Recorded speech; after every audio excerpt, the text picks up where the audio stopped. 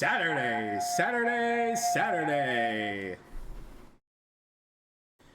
It is a glorious Saturday here in the Pokemon community, and we are here again, once again, for another episode of pokeNERDS Inc. I hope y'all are excited for today's showing because we got another banger guest in the hot seat today, and we got some stuff to talk about.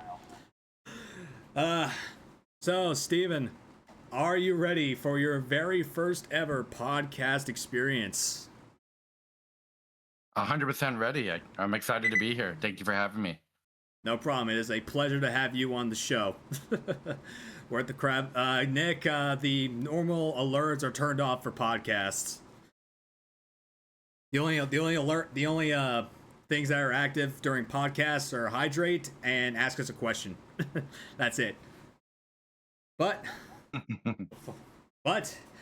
as I always like to say, ladies and gentlemen, boys and girls, and all the fellow pokeNERDS of the world,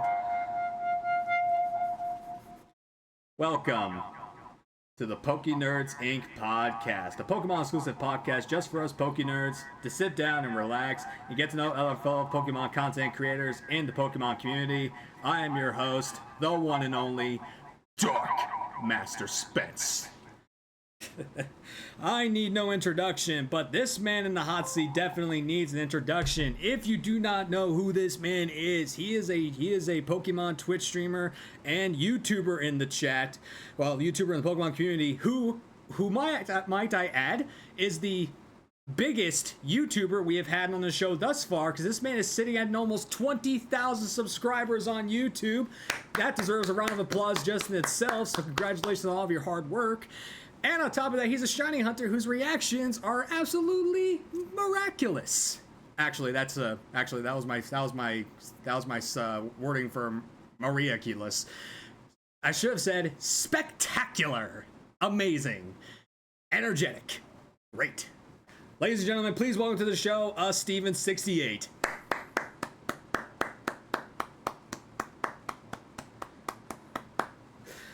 Thank you. Thank you. All right, Steven, thank you so much for taking the time out of your day to come into the hot seat and let me pick your brain on what makes you the pokenerd that you are. And seriously, man, I know you're a busy man. I am one too. So let's just take the next few hours to unwind and talk shop about Pokemon. What do you say? I'm down for that. I love Pokemon, so it's my jam. So don't we all? There's a reason why this show is called pokeNERDS Inc. Okay, so before we get down to the nitty-gritty details on Pokemon, let's talk about your content creation journey. So just give yourself another brief introduction. Explain the types of content you produce between all platforms, and give us a little bit of a retrospective on what got you into content creation, when you started content creation, and where you are now. So you have the floor. Let us know all about you. Well, I basically started my journey on Twitch in 2020 in the middle of course, what was going on in the world, COVID-19. But I actually wanted to do that beforehand. I just didn't have the equipment and stuff to get started. I didn't want to do the whole sketchy webcam, not good quality content when I first started. I wanted to launch pretty good, so I had to wait until I got that. And so basically, when I started it, I was already doing video games I actually went to school for video game development. I graduated in 2019 from that, and so with what was going on, I thought, okay, the easiest way to get into the field I enjoy is actually doing streaming and content creation. And of course, I loved Pokemon at the time. And so basically, I'm like, okay, start off with Twitch. Let's do shiny dens and stuff like that people were doing at the time during the Sword and Shield era. I then eventually evolved into actually going onto the YouTube and making YouTube tutorials, short and sweet YouTube tutorials that instead of like a 20-minute video for people, I did like the 1.5, 2-minute videos where it's quick, straight to the point so people can get what they need and leave. And that's basically where I started off. I then evolved into doing different shiny hunts, doing a lot of shiny races with a lot of community members. Unfortunately, a lot of them stopped streaming over the last few years and so it's been uh, a wild ride. I do a lot of YouTube shorts. I like doing different series. I actually started off YouTube doing hunting like 15 encounters a day for like an Aerodactyl that took me like almost 125 days, which I actually have the full thing on my actual YouTube. It's what like a lot of people will come back and say, "Hey, you're the Aerodactyl guy." I'm like, "Yeah, I did it. I spent 3 months hunting this this crazy purple dinosaur." But I've of course evolved my content into different things, doing more of course more tutorials for the future, like the newer games, as well as doing a lot of shiny hunting videos, testing around at that. Of course, streaming on Twitch. I do a lot of shiny hunting. I'm on all the other major platforms like everyone else, Instagram, Twitter, TikTok, stuff like that, doing different content to show off. I've been getting back into Pokemon Go. I actually initially quit after 2022, um, just because uh, some of the way with Pokemon Go, they took away a lot of the features I liked because they introduced, of course, during COVID stuff like the incense where you could get a lot good, decent spawns at home.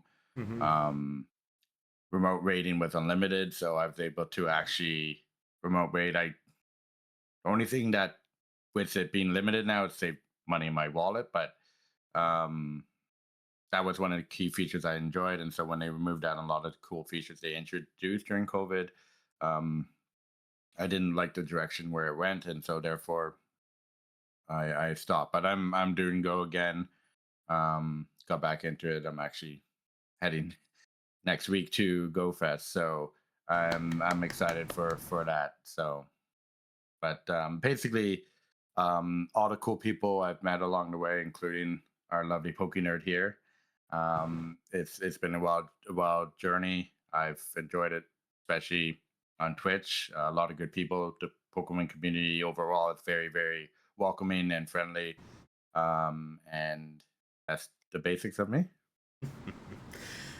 Yeah, man, I can definitely relate to starting off your journey during the COVID pandemic. I did my start there too, but again, I can also relate to you about just meeting so many amazing people in the Pokemon community through Twitch streaming, through content creation in general. Because the only reason I went to NAIC last year was because I just went. I wanted to experience this for the first time because I couldn't go to Worlds. And I met some amazing new people. I met so many content creators. It was a wild ride, man. And yeah, just like you said, your journey was a wild ride. Like everyone's journey is different, and every journey is wild. So yeah, it's like I like coming on. I like having every guest in the hot seat give their perspective, and it just boggles me to how similar some stories are, and yours.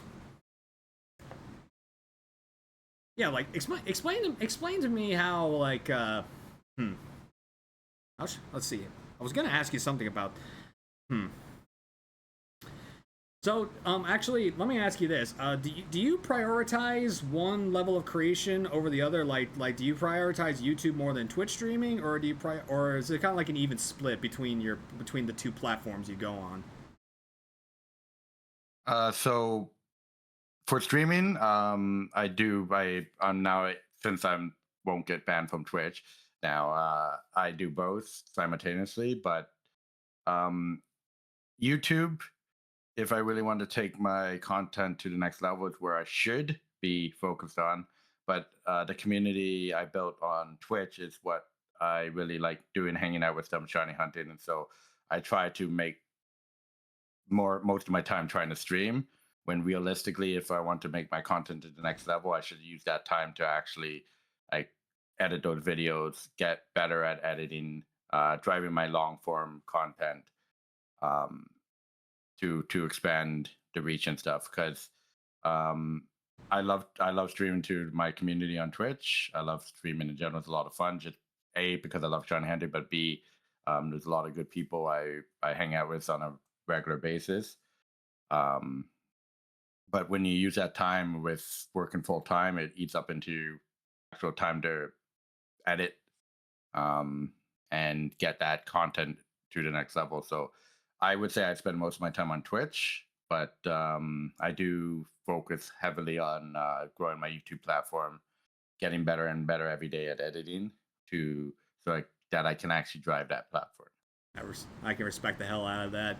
I suck at video editing, so there was a time when somebody told me I should prioritize like making my Dark Kingdom content as a YouTube series, but I'm like, nah, because I started it on Twitch. I'm gonna finish it on Twitch. It's gonna be showcased on Twitch, so that's why I like to do it on Twitch.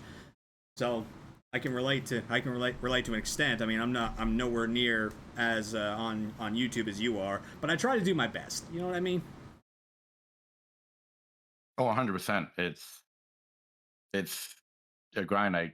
For example, like you doing a podcast, it's amazing stuff. I respect people doing podcasts. The energy you bring, everything like that. It's a lot of fun to watch. It's really interesting, and you get to learn a lot about different people, different topics, different, in your case, like Pokemon creators. But it's a lot of fun, and I know. that's where I go with that. Yeah, I've always thought a podcast is a fun experience, and I'm always having fun no matter what guest I have. Every guest is fun, including you. All right. Thank you. So for those of you who are from Steven's community who aren't unfamiliar with me, let me just give you a brief introduction to who I am. My name is Spence, aka Darkmaster Spence. I am a variety Pokemon streamer specializing in shiny hunting and Nuzlocke. As you all know, I'm the host of this podcast. But I also dabble in pretty much anything Pokemon related to randomizers, Nuzlocke, Soul Links, Nuzlocke races, shiny races, playthroughs, fan games, you name it. I've probably done it. So my creation journey just basically starts in 2019, where I was basically just like, or actually it starts way before that, like during my late high school years, I was an avid watcher of Pokemon-related content on YouTube. I watched names like Game Boy Luke, A-Drive, Shady Penguin, M&J TV, Patters. I've watched pretty much most known creators on the YouTube side of things. I've probably seen and watched. So in 2019, I'm like, man, I do these things with Pokemon, yet I want other people to experience them with me. So I'm like, I want to start maybe a Twitch stream, but I don't know how to get started. So on a whim, I emailed M&J TV, and to my surprise, I got a response from him, and I basically just asked on some advice on how to get started and whatnot, and he responded to me. So I just thought I was absolutely amazing at the time. But I didn't actually start my creation journey until 2020. That's when the government gave us a little bit of money. So I basically dumped almost my entire stimulus into my startup PC, and for the first 6 months, I even with the stuff Michael told me, I still didn't know what the hell I was doing. I had no idea how to integrate properly on social media. I jumped into Twitch with like no history as to who I was as a viewer, just a straight up streamer. And my very first raid happened in like December of 2020, and I didn't even know what a raid was. So I was just like, ugh, like what am I doing here? So after about a month later, I finally got affiliated, and it pretty much just snowballed from there. I've done dozens of randomizer and Nuzlocke related challenges. I have found hundreds of shinies on screen. I've attempted in world record attempts, like almost any type of shiny hunting community event you can think of that's out there, I've done. Except for Safari Week. I do not have the patience or the capacity to do Safari Week, because I do not want to fail a shiny in the Safari Zone. But yeah, my journey went from like 2021 to 2024 when I took a little bit of a hiatus. Then in like late 2024, I restarted my journey, and it's just continue the snowball from there, buddy. I picked up this podcast series in 2023, and I have not looked back. And I've just been enjoying my journey ever since. That's amazing. Those Safari shiny fails are quite insane. So I feel you on that. Yeah, I will do almost any shiny hunting community event that involves actually keeping your shinies. When Safari Week, I don't have the balls for that. I will admit that any day of the week, I don't have the balls for Safari Week. Kudos to anyone that does. So, I just like to keep my shinies. Okay, I don't want them to run away from me. Oh, of course. I've had great experience with shinies not being able to be kept. I've famously filled my boxes and didn't have enough room to actually catch a shiny. Ooh. Yeah. that was in Sword and Shield. So I've learned my lesson from that and never doing that again. So purging the boxes on a regular basis. Well, at least you didn't pull a Shine Patrol and didn't have Pokeballs. Oh my god. Oh man, rest in peace, Shine. Yeah, he reclaimed that shiny, but he learned his lesson and he brought Pokeballs. Okay. Okay, so tell me where you decided to go with the username Steven68. Like, where did that like, obviously Steven is your name, but where did like the A and 68 come from? Well, like it was like honestly, it's just me being random when I was younger. Like it came from when I was probably 10. I'm like, I need a username for, I don't even know what I was signing up for at the time, but I'm like, I need a username. So I'm like, Steven. And then this was before the whole, because everyone asked me why 68, not 69 or other numbers. But with that, I'm like, I just picked a random, like, my name is Steven and I'm a Steven. And then 68 was just a random number I chose. And I stuck with it ever since. Didn't want to change it. Like, theoretically, it should have been better if I did a different name, but it's been with me for 20 plus years, so I'm living with that. You know what I mean? Yeah, I feel you. Like it's like I thought there was I always assumed there was a reason behind the 68, but it was just the random number you picked. I mean, random. I like random stuff. That's why I like shiny hunting randomness. So I pretty much like select a random number. I think between 1 and 100, and I use that number. Fair enough. Well, I obviously went with Spence in my username because I just want people to call me Spence because, you know, Yep. it's my name. So I just figured like, I know there are people that like use their handle name, like Quick Panic. People call him Quick or they call him Panic. A lot of people don't really call him by his name, so I can understand that. But the reason, so why I went with Dark Master Spence, like, I believe you know this, but it's not my original username. I've had technically 3 usernames since I started my creation journey. I was known as pokeNERDS, I was known as the pokeNERDS, and now I'm Dark Master Spence. The reason I chose Dark Master Spence is simply because of this. People know me as Spence. They've known me as Spence ever since I started creating my content creation journey. So why I went with Dark Master is simply put, Dark types are my favorite type of Pokemon. We'll talk about that later. So that's why I went with Dark Master, because what is the goal of every Pokemon trainer? To be the best. Like no one ever was. So Catch them, the real test. to train them is my cause. Yeah. Pokemon? Gotta catch 'em all, it's you and me. I know it's my destiny, Pokemon. So good. Yeah.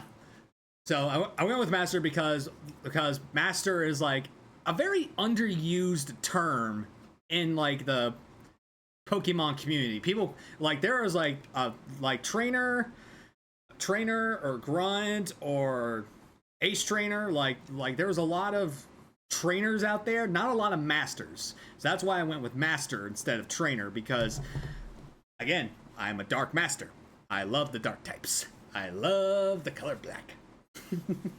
Yeah, that's the one I went with Dark Master Spence. But if you want to know the reason as to why I went with previous usernames like S pokeNetwork or the pokeNetwork, you can watch pretty much any single episode of pokeNERDS Inc. from seasons 1 to seasons midway through season 5, because that's when I changed my name. Actually, did I change my name in season 5? Yeah, I think I did.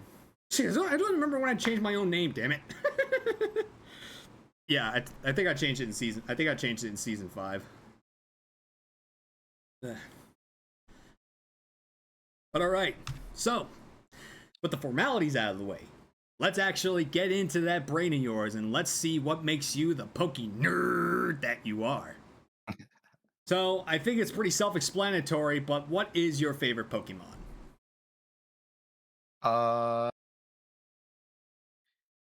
It's Squirtle.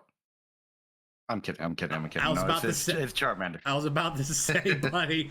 I was about to say, after everything you've shown me thus far and everything I've seen from you, why would it be Squirtle? So it'd be like Typhlosion Tycoon, where you name yourself Typhlosion Tycoon and you think your favorite Pokemon is Typhlosion, but I actually read his Twitch bio and he said his favorite was Charizard. So I knew coming into this your favorite was Charmander, but why is it Charmander?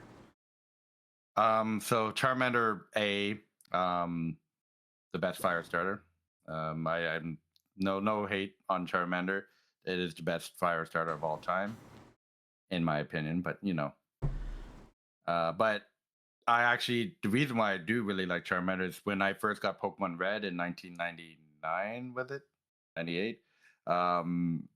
It's the first starter I picked, and I played through both Gold and Silver with I transferred my Charmander up, or what did I forget what I did? It was so long since I played those games, but I've always picked fire starters. But Charmander was my first starter. Like a lot of people's first Pokemon is usually the one they enjoy the most. It's not always the case, but no, Charmander I've always liked. I watched an anime with Ash when I actually watched the anime for Pokemon, and it's always been the one I enjoyed the most. Every single game, if there's a Charmander in it, I will have to have it. And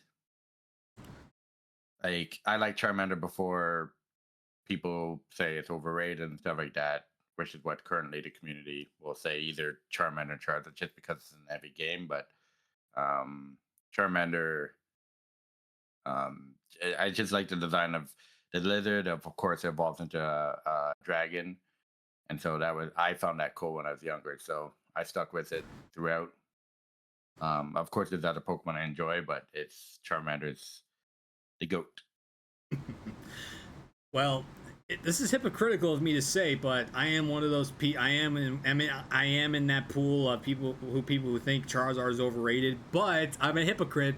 I have used Charizard on my PLZA team, and it wrecks house. So call me a hypocrite. Charizard's pretty good. Charizard's pretty goated in Legends ZA. I'm not gonna lie, it's pretty goated. Oh, 100%. I understand why people find Charizard overrated. So, but it's I don't know. Like for me, Pikachu is the one that I think is overrated. But people love Pikachu more than Charmander. So, and think of this. There's an alternate universe out there where Clefairy is the mascot of all Pokemon, not Pikachu. You know that, right? I read that somewhere. I was like, no way. I forget where I saw that, but yeah, that was insane. Yeah. Well, my favorite Pokemon deserves a lot more love, because this Pokemon is literally one of the display pieces at NAIC, it was shown with the Pikachu costume barging in on it with 2 of them, and it's still gen locked to Generation 8. My boy, my man, my demon, my freaking Obstagoon is still gen locked, and I am so sad. Yeah, I love Obstagoon. My bread and butter, my baby. And you don't want to know how much that tattoo cost. When it's like that, a lot of money. Yeah. Especially because it was a cover-up. Oh. Okay. Yeah. Like that covered up my first tattoo ever. It wasn't a bad tattoo, but it was my first one. But anyway. So Obstagoon deserves my love for a very multitude of reasons. One, it's black and white. Some black and white and red and gray. Some of my favorite color schemes. It's a dark type. It's awesome. It's based off of Gene Simmons, so it is an absolute menace when you set it up right. Gut Set Obstagoon is just absolutely goated, especially in Pokemon Shield. If you use an Obstagoon in Shield, you wreck through a lot of houses. In Sword, it's a little bit trickier to use, but I used it in my OG Sword team, and it wrecked house. But yeah. So, the biggest reason why it became my favorite Pokemon of all time is because when I first started streaming, I wanted people to identify, you know how people have Pokemon in the world where you can think of this Pokemon, you think of this person. So, like, when people think of Charmander, they think of you. Or they think of Typhlosion, they think of Typhlosion Tycoon. You know what I mean? Oh, 100%. Yeah. When they think of the names and the logos, you think of the individual person and like what they enjoy, right? 100%. Exactly. So when I first started streaming, Darkrai was my favorite Pokemon of all time. So if I used Darkrai, I felt like I was copying somebody because Patters was using it as like a co-mascot for a while, and I didn't want to feel like I was copying anybody. I looked around to see if anybody was using Obstagoon. I saw no one. So I jumped the gun. I became the Obstagoon guy. Nowadays, when people see Obstagoon, they think of me. Heck, to this day, I still get Twitter notifications with Galarian Zigzagoon, Linoon, and Obstagoon. They see something about it on Twitter or on TikTok. Or if they even find a shiny of it, they send it to me and I'm like, hey, I saw this. I thought of you. That's amazing. But yeah. So, as a shiny hunter, do you have a favorite shiny Pokemon? So many people have asked me this, and I keep on jumping through it, but I think it's Rayquaza. My boy Rayquaza here. I got the sitting plush from the Pokemon Center. Un momento. So.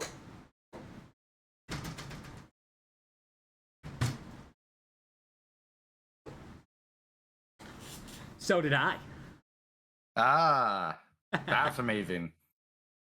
So when I saw that, so I had to get it. Like most of the time, I stay away from it's hard to actually purchase things on the Pokemon Center. It's just a nightmare.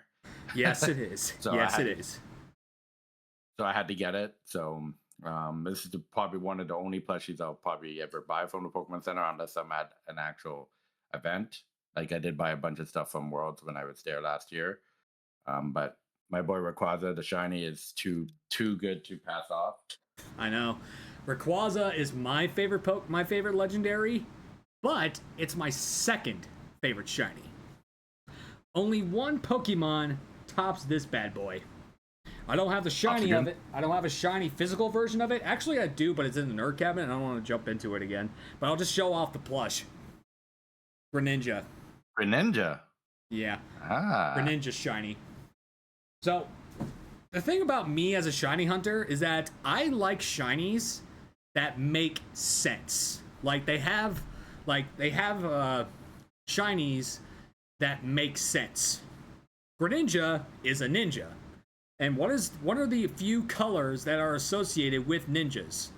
Black and red. Greninja's tongue turns red, and then it turns completely black.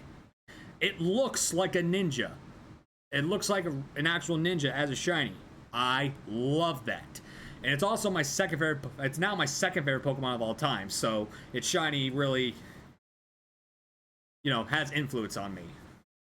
But yeah, like I said, I'm a Gen 3 baby, so I still like this dragon. But yeah.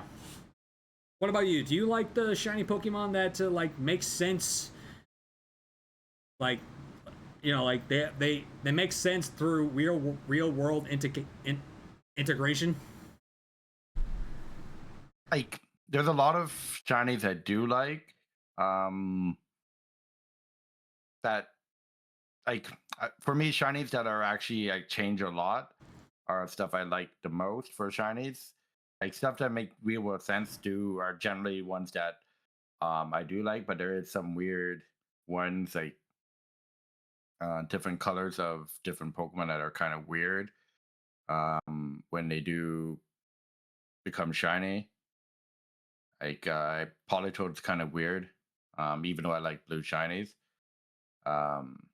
Blue is my favorite color, so I'm very biased towards blue shinies. But Politoed I found a little weird just because of the purple stomach and stuff like that. But generally, shinies that actually change, like Shinx and Lucario. Like, there's a lot of good ones that do change that I like, and stuff that I stay the same, like Snorlax or Pikachu. I'm not really a huge fan. Because the shinies are not really great. That doesn't mean the Pokemon's not good, but it is. They don't really change colors, and I actually hate Dragonite shiny.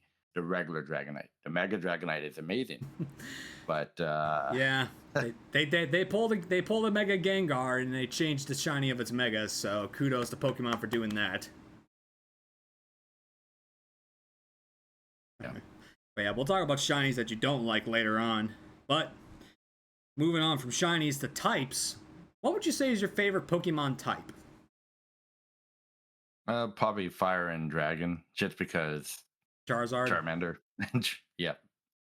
Like, even though I know Charizard's not technically a dragon type, it's a dragon. Like, it looks like it's a dragon Pokemon. You know what I mean? So it is. I am not making a mistake here, right?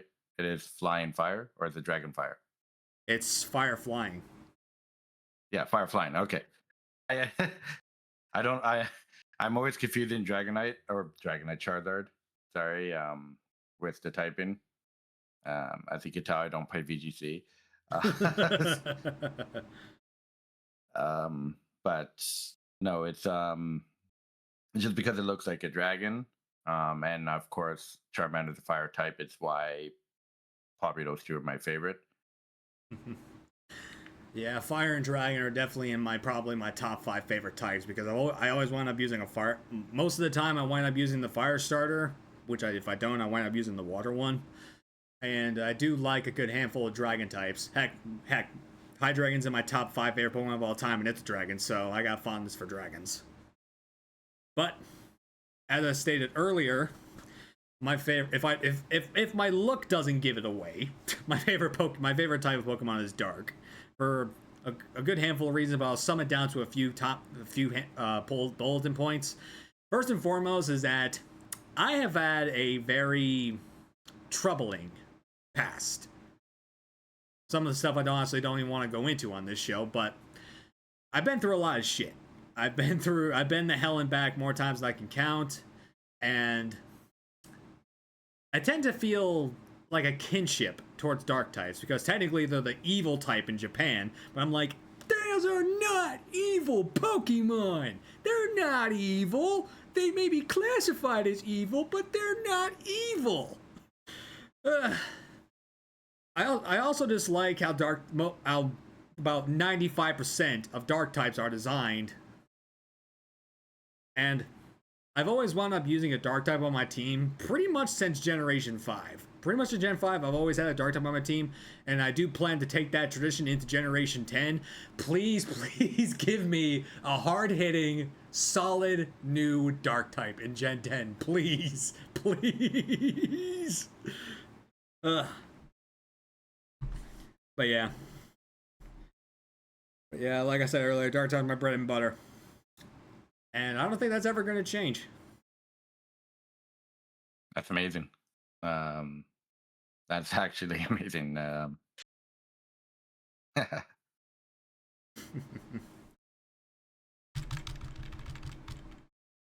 right. So I like people to give two answers to this question because I know there's people out there that have done this before or have done this in the past. So what would you say is your favorite main series Pokemon game and your favorite spin-off Pokemon game? So main series game, hands down, it's the best game of all time for Pokemon. It's Emerald. Good choice. That is that is arguably hard to beat, and I do really like a lot of other games, but Emerald is like it still stands top to everything that's come out. Emerald, it just takes the cake with the designs of Pokemon, the region itself. Yes, there's lots of water. I know, it's the water. Look, I'm a Hoenn baby, and I still complain about the water. So I get that, but Kyogre, Groudon, and Rayquaza, those trio legendaries, very hard to beat. Agreed. There is some solid competition there, but those three are hard to beat. And just the story from it, I've enjoyed Horn every single time I played it. I've enjoyed the post game. I've never had. It just was immersive, and yes, I even started it with Pokemon Red. That's like my favorite is Charmander, but my favorite game is Emerald, and it's just because of how well they did that game. I like the designs everywhere, the story, the Pokemon. As I said, and it doesn't hurt with some of the coolest shinies coming from that generation. But that's generally why I like Emerald. And for a spin-off game, it's probably Pokemon Snap.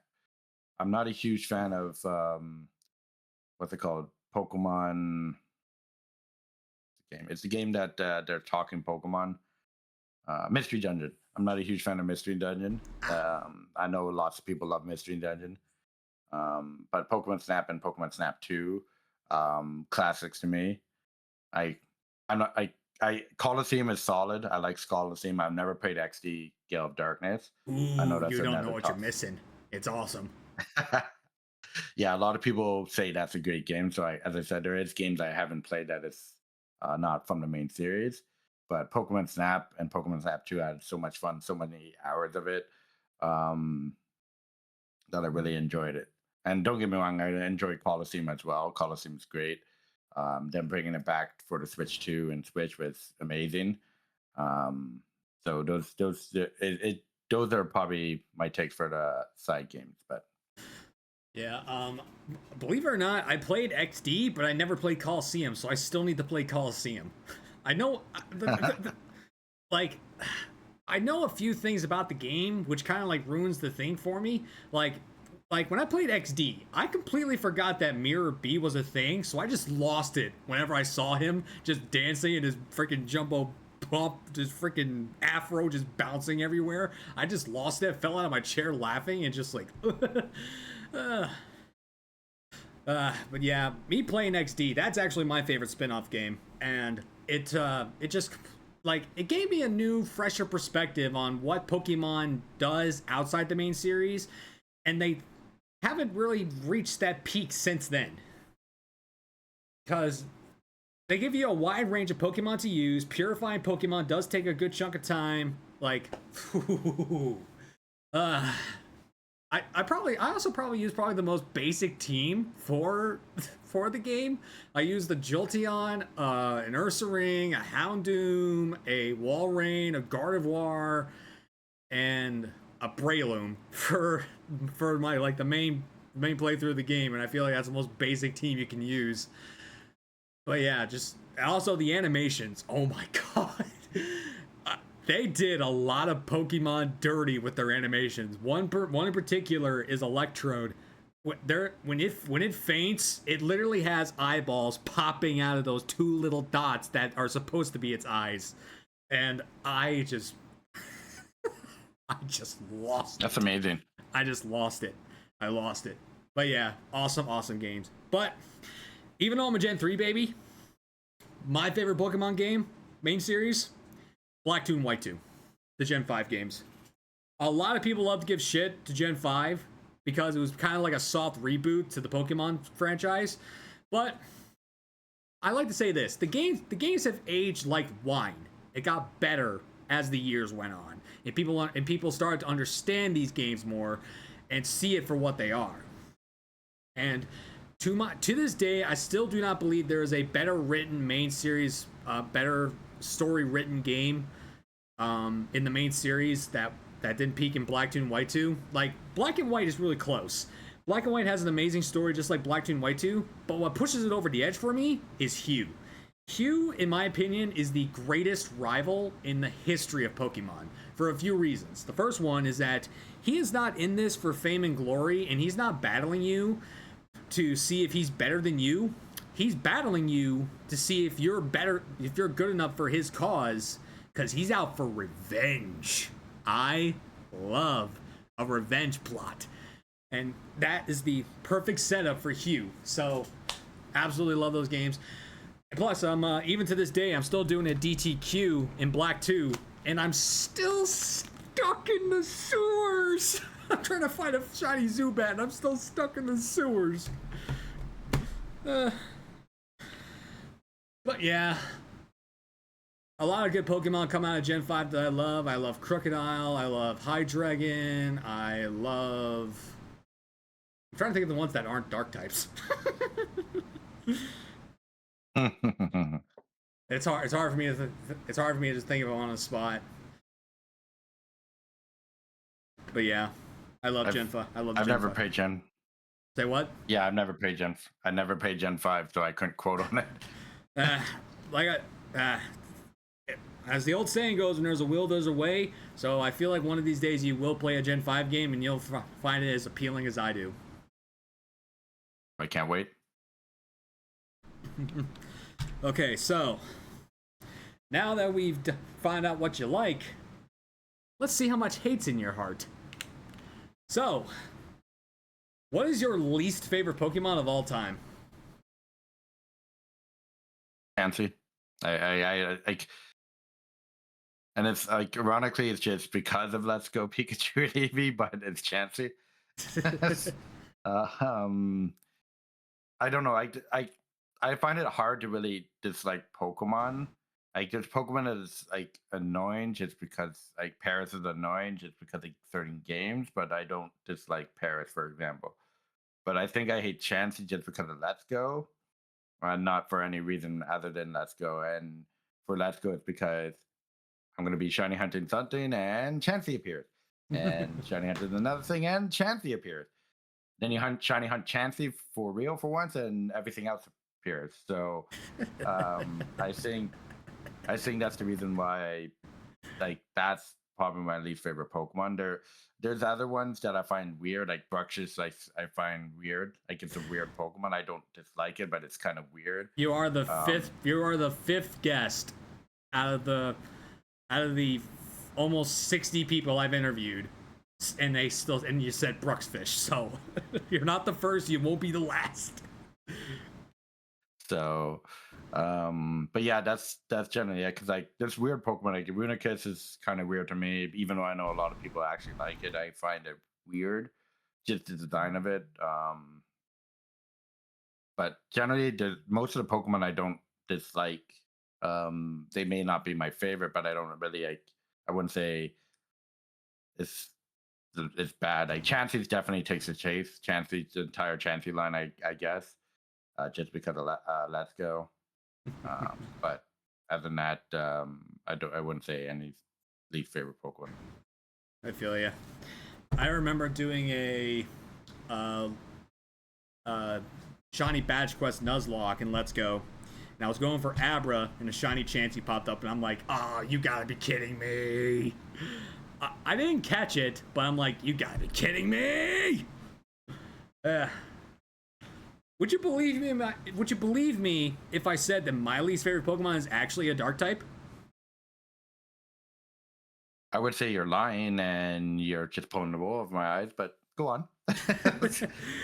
Yeah, believe it or not, my least favorite Pokemon is also a Dark type. And for good reason. Alolan Persian.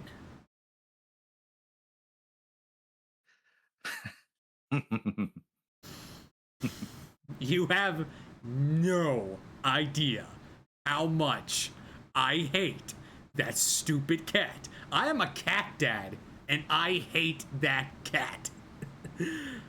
Let me just dumb it down to 3 bulletin points. First off, appearance. It is the, by far, ugliest Pokemon I have ever seen, and that is beating out a literal giant pile of garbage. That watermelon head is just so off-putting, and it just really infuriates me, and that smug-ass look, it just really, really, really puts me off. Secondly, integration.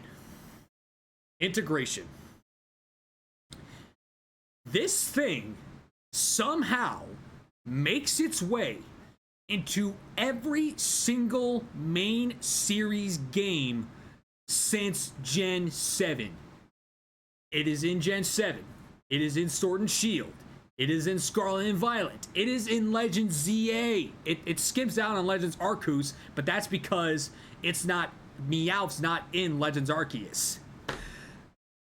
Somehow, someway, this stupid cat has made its way into every single game.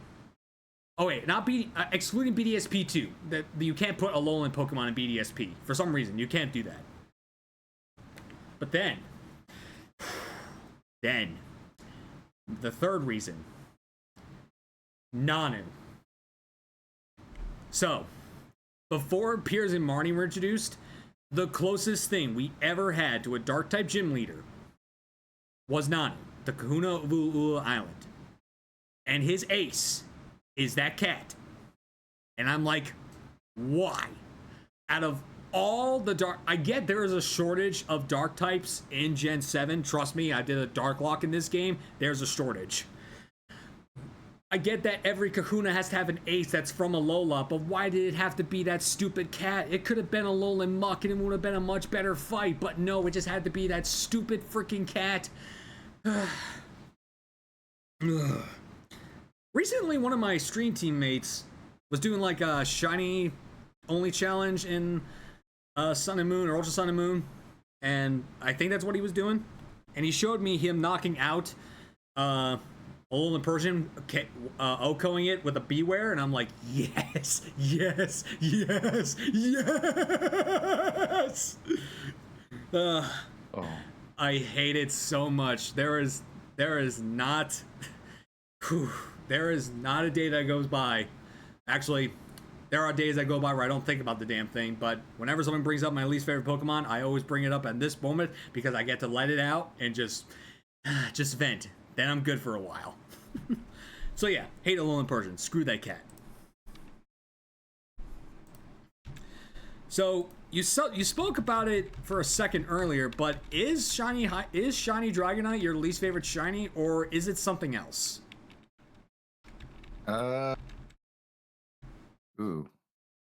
Dragonite's probably one of the top least shinies I don't like. I really don't like shinies that are the same color.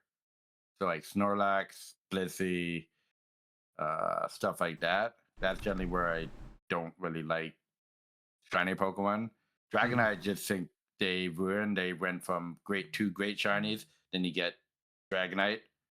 Then you get actually a great shiny and Mega Dragonite, but in between that, you get sandwiched with some bad shiny and Dragonite. So I'll go with Dragonite for this case because it's hard to think of 1,000 Pokemon which ones I don't like. Well, what's it? Pokemon 1,000, Gimme Goal. That shiny is absolute trash as well. Yeah, Goldango There's a lot of misses in Gen 9. Heck, my least favorite shiny is from Gen 9, but so you're going with Dragonite as your least favorite shiny. Yeah. That upsets me just a teensy weensy bit. That's because during the 151 challenge, I'm the guy that claimed the Dragonite for that challenge. Oh. So Oh, my bad. I'm sorry. You're good. You're good. You're good. So yeah, Shiny Dragonite has a little special place in my heart. But what is the difference between what I'm do? What is the difference? What is the difference? What's the difference I'm doing? Shades.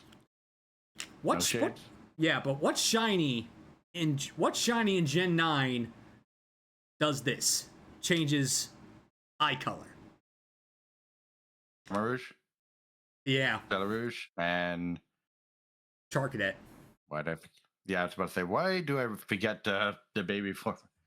Yeah, all three of them, because they're all the same thing. They are my least favorite shiny of all time. These three, like specifically Ceruledge and Armarouge, they were the two of the most anticipated Pokemon in Gen 9, yet they got the worst shiny treatment possible. They could have given us two of the most bomb shinies of all time by just swapping the color palette of Armarouge and Ceruledge, but no, they just changed the eye color. I think the biggest reason why they only changed the eye color is because of the armor that they use to change into Armarouge and Ceruledge. They're a specific color, so they can't like be shiny if their armor is different, or it can't be shiny because their armor are that dead set color. I think that's the thought process they went with, but it was very, very, very, very, very, very, very, very, very misguided. Because they could have just made Charcadet charcoal gray and then swapped the color schemes. Then it would have been two of the best shinies in the game. But nope, they gave us those things. But yeah, but aside from that, Gen 9 just gave us some really bad shinies. They did. Most notably, Tandemus. Agreed. Sorry, that had a shiny? I know. I recently did a shiny hunt for it, and I was able to claim 2 in the span of like 4 hours. I wasn't going for 3. I wasn't going for a 3-family household, but I was just trying to shiny hunt a Pokemon that I said I'd never shiny hunt as like a reward to the community. So yeah, that hunt was stupid. That hunt was stupid. But I did it anyway because I love my community. So yeah, is there a shiny that you did for your community but you didn't want to do it anyway? Squove. What? I hate the squirrel. Squovet. Oh, Squovet. Squove for squirrel. I don't know how to say it. The stupid squirrel in Gen 8. Are you talking about the little one or the big one? The little one. Oh, why do you not like Squovet? So I used to do like these 10K challenges where I did 10,000 encounters in certain areas. I did like 8 of them, and every time I hunted those in the 10K, I got a shiny Squovet. So it kind of it became like a little meme on my channel. I actually have a emote for it from my channel. It's for Squovet King. Oh, I see. So that was a giant meme for just them hunting like squirrels in my channel. And I actually had a channel point redemption at one point where it said hunt a shiny squirrel for like 5 encounters, and I hated it much, but the community loved that stuff. So that's probably yeah, squirrel. I feel you. Normally when people redeem shiny hunts, they're just shiny hunts that troll me, so that's why I put like, if you give me 200,000 points, I'll choose a shiny hunt that you don't want me to do, and I'll do it anyway. I won't do Feebas hunt in Sword and Shield, the 1% Feebas hunt. I refuse to do a hunt like that. I will not put myself through that damnation. Kudos to the people that do, but I don't got the cojones. I don't. You don't want to be Reversal 2.0? No, I don't want to be Reversal 250K. I went 20K on a fucking Darkrai, and I do not want to enter that club again.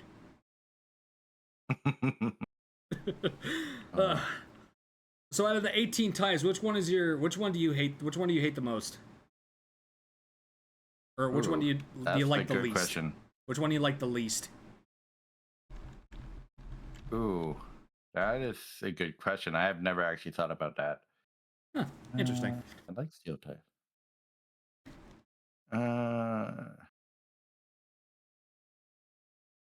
Ooh, that is a good question. So I could make it funny and just say Dark type. No. I actually don't like. I don't dislike Dark type. So that's why I'm fine. I don't know. Out of all the maybe Bug, I guess.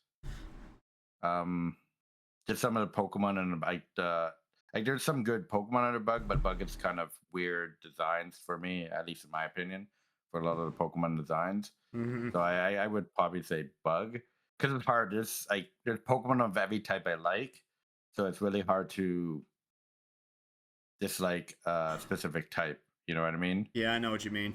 I mean, there's a lot of people that say Bug for pretty much the same reasons that you just said. So, like I said, you're not going to be the first to say Bug. You're not going to be the last. So, but I do like I've had people on the show that tell me that they actually don't have a least favorite type because they don't have like indifferent feelings towards anyone. So, if you could just even just dumbing it down to one because of a few reasons is still is a good trait to have. I mean, Pokemon's not perfect, so we gotta find fault somewhere. That's true. There's a lot of things my fault are generally with the Chinese, but you know. I hear you. I hate fairies. Fairies! Fairy type Pokemon. Yeah. Right? Yeah. Just to make sure you don't get yourself in trouble here. Well, I'll say I do actually like a handful of fairy types, but I can only count them on these many fingers. 6. There's only 6 I like. The rest of them, forget them. It's the biggest reason is because they nerfed the dark type when the dark type didn't need a nerf. Dark type was fine.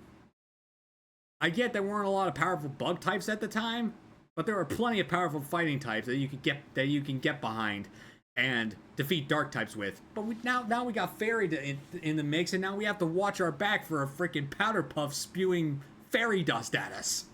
I don't like it, especially Hydreigon, man. Hydreigon is one of my favorite of all time, and it's that quad weakness to fairy just really ruins its viability.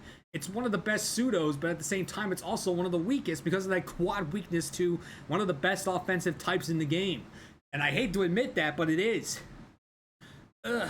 Plus, there are some fairy types that don't need to be fairy, and I'm like, are you kidding me? Why does this thing have to be a fairy type? I don't get it. You know what I mean? Especially Granbull. Granbull has no business being a fairy type. I didn't even know Granbull was a fairy type, so... It is. It is. Both it and Snubbull. And the only reason they are fairies is because they're literally classified as the fairy Pokemon. And if you don't believe me, look it up. Oh, I believe you. I just didn't realize. I thought Granbull was like a ground type or something like that. No, it's it used to be a normal type, but now it's a fairy type. Oh. So they actually changed its typing too. Okay. Yeah.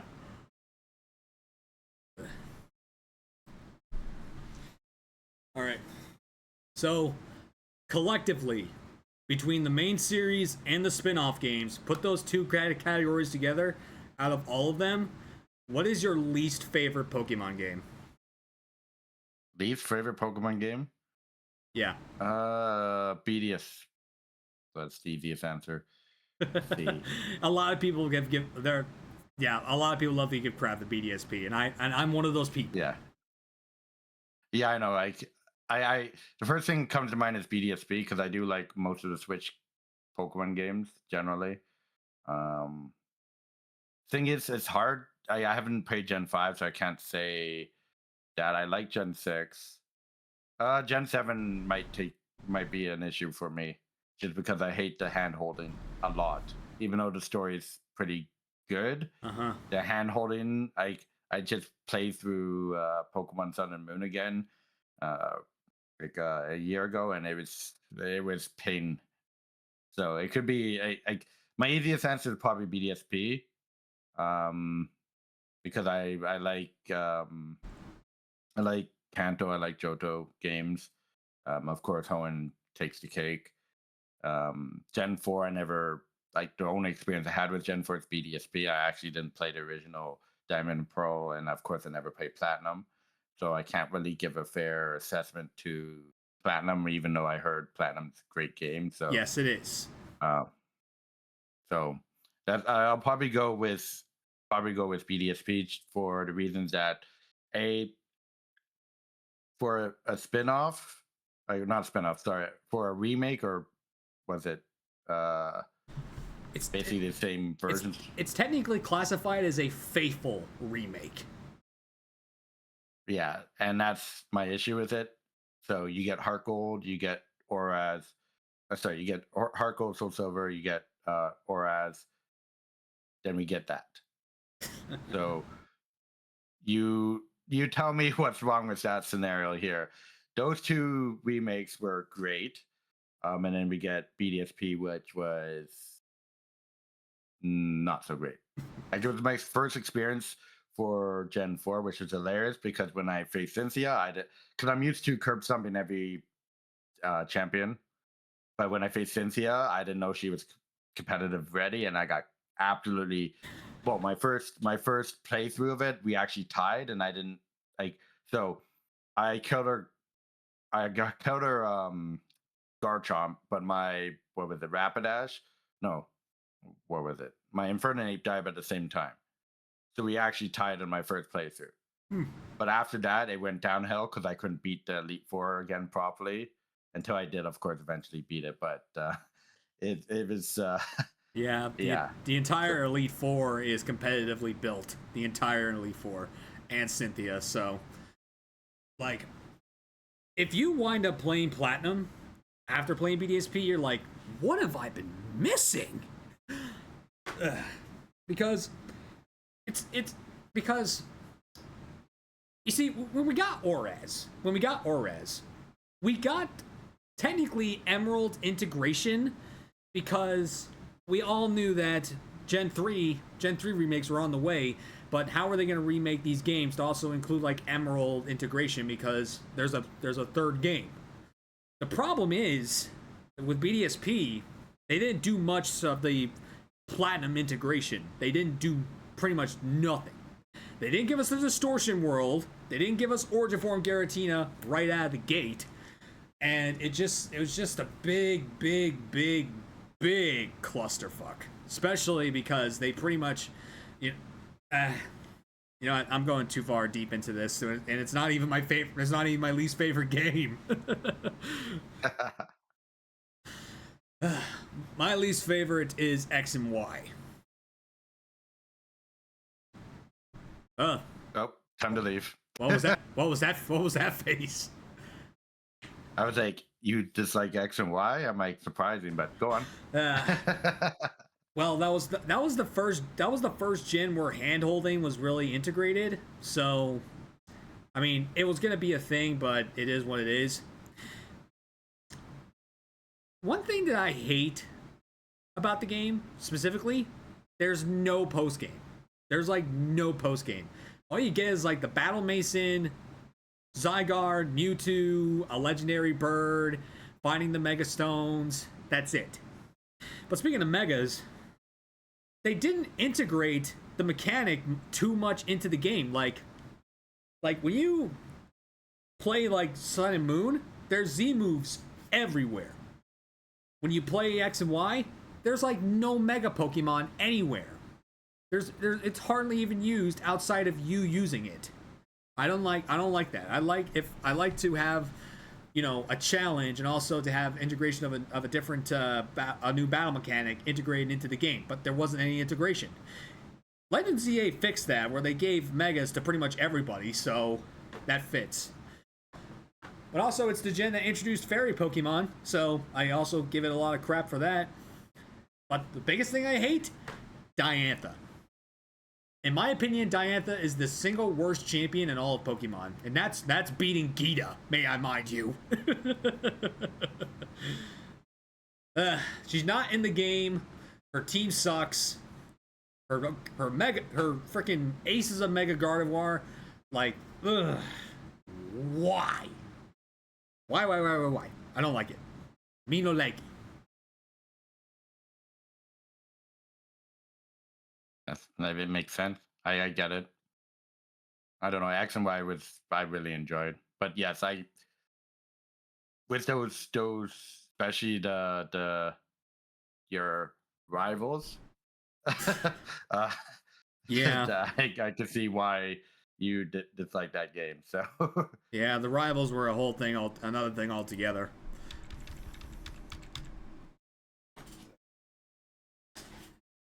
So you kind of talked a little bit about it earlier, but was playing Pokemon Red your very first experience with Pokemon ever, or was it something else? I think it was the cards. I think before I got red. Oh, the card game. Yeah, the TC. I never actually played the TCG. Me I neither. collected the card. Um, it's intriguing. I watched it at Worlds. It's actually pretty interesting.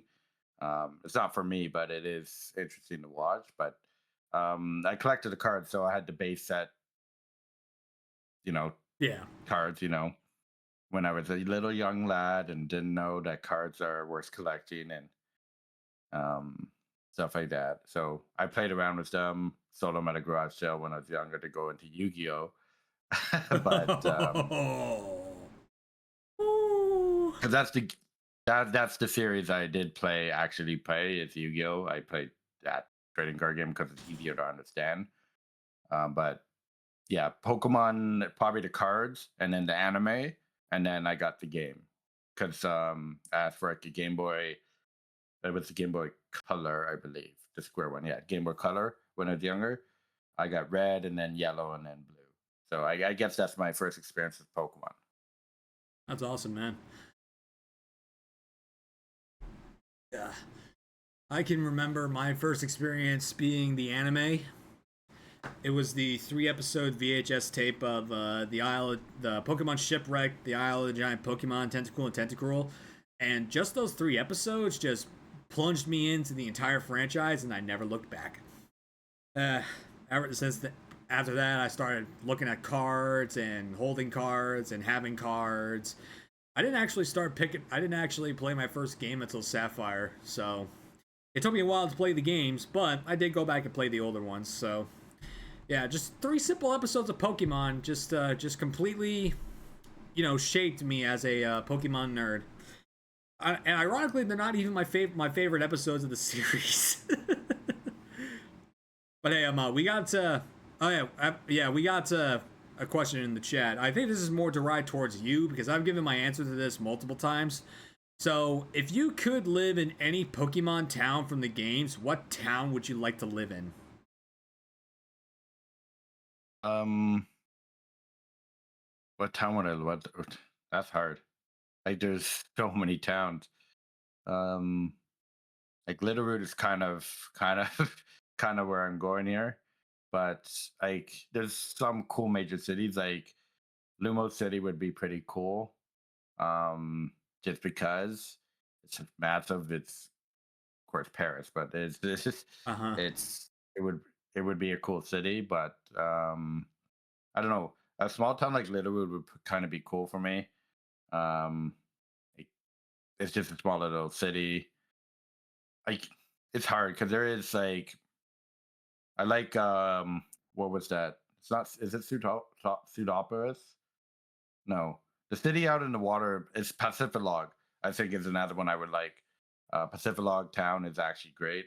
All the shacks on the water would be actually amazing to live on, in my opinion, because Assuming there's no, Power or Groudon trying to destroy the world, but other than that, you're good. Yeah, well, just, you know, hurricane season, you better watch out. uh, I've said this before and I'll say it again. Even though I'm a Gen 3 baby, I gotta go with Hammerlock because it's, in my opinion, the most well built city in all of Galar, and it's also where Obstagoon lives. So I have to go with Gal. I want to be in the region where Obstagoon lives. I have to be there. Makes sense. But all right. Next up is what I like to call the emote elaboration. So you've already given us a little tidbit to some of the emotes you have with that squirrel. So post some more of them in the chat and explain the history behind them as to why they're a thing. Because I know everyone's got a story as to why they have specific emotes. Alrighty, yes. That is not emotes. So should I do all of them or just you can do as many of them as you want.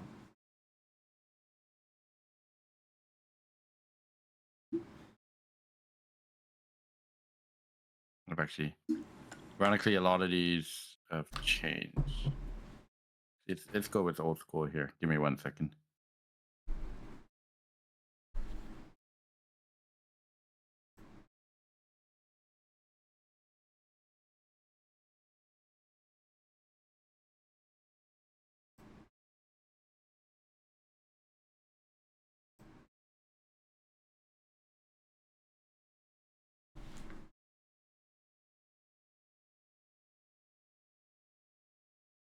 Let's go to these ones.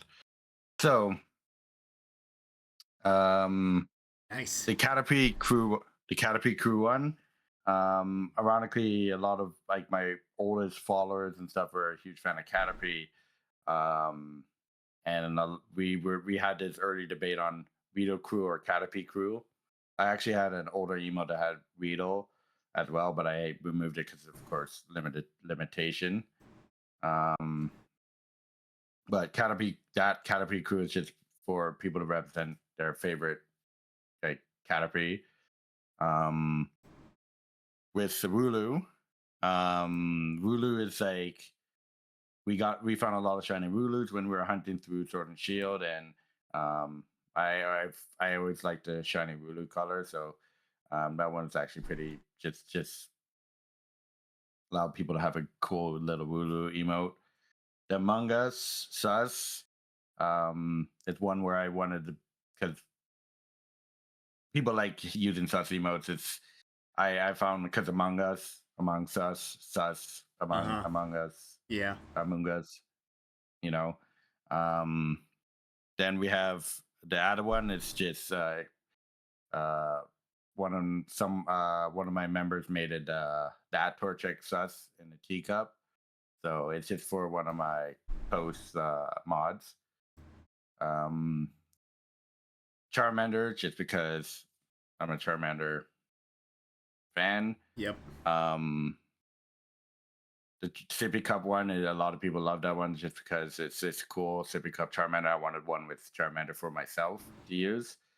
Sprigatito, as you see Drampa in the chat, one of good friends, homies of mine. Really likes Sprigatito. The Cubone is actually for one of my closest mods too, Prowl. She's a huge Cubone fan, and so I wanted to create something that would be cool, and it's an animated one too. I see. Gotcha. The knife one, everyone loves using the knife with their favorite Pokemon. The squirrel I explained earlier. Yeah. Because it's Squirrel. High emote, I found it really cool. This one I like because I get Charmander to bot people. So when there's, the bots and all that, the people could spam it to get them out. The Dragonite one I think represents well how much the dislike I don't like shiny Dragonite. I know. So To this day, I still have people wanting me to make a Alolan Persian emote with like how like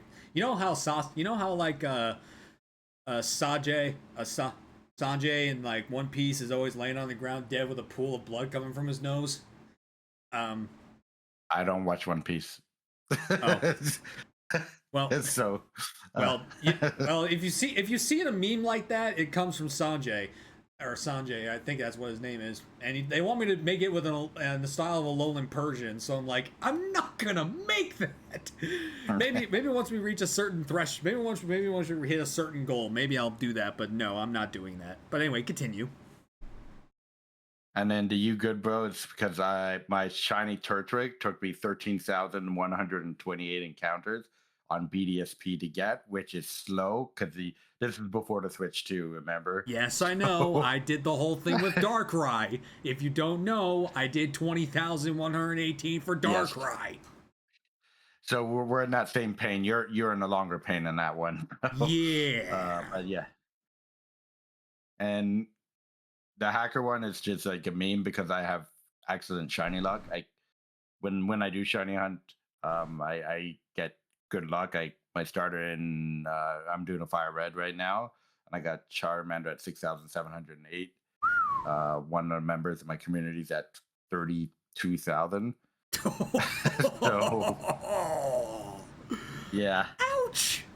So yeah, a lot of people are not praying on, but that's the reason for that one though. It's because I've had decent luck throughout my entire shiny hunting career. Yeah, I know you're definitely one lucky shiny hunter, so you got my respect for that. Here's my emote bomb. Ooh. So a good chunk of my emotes are themed after dark types, for good reason. But there's some that aren't, but I'll explain as we go. So I've got the Zorua Giggle, which is literally basically a meme of Zorua giggling from the Zoroark movie. So I wanted that as a shiny, so that's what it was drawn. My dragon, I got Hydreigon, shiny Hydreigon with a band hammer, but technically it's tapping or whatnot. That's why it's a band hammer. But yeah, a lot of people say it's cute, and I agree. But Video Game she has an amazing art style where she can make anything look cute. Even Blood Moon Moon. What? Yeah, I was about to say you were going to say Blood Moon or Ursaluna. Yeah, and I was about to say Ursaluna. Yeah. Yeah. So I have just a standard Obstagoon emote with its arms crossed. I just call that the Demon emote because that's what I typically nickname Obstagoon Demon, which has no correlation as to why I named my cat Demon. Maybe it's because it's black and white, but I don't know. I got Shiny Greninja as like my high emote. I got Darkrai as my lurk emote because Darkrai is always lurking in the shadows.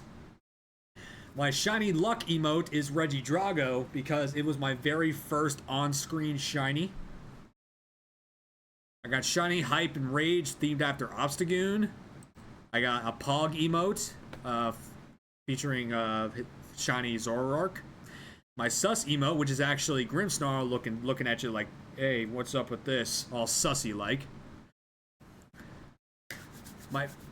So I fell in love with Lantern during an electric-only Nuzlocke in S.H.I.E.L.D., and it became basically the star of my team until it died.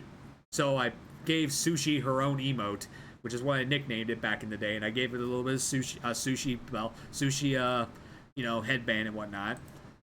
I got a Dust Ball GG. I got two types of jamming Obstagoon. The one where it's like jamming to music in the corner, and then all of a sudden there's a Obstagoon with a microphone, which is actually based off of Piers, so it's Obsta Piers. For my community members who are LGBTQIA plus, I have the Pride Tomb, which is basically a rainbow spirit tomb. I got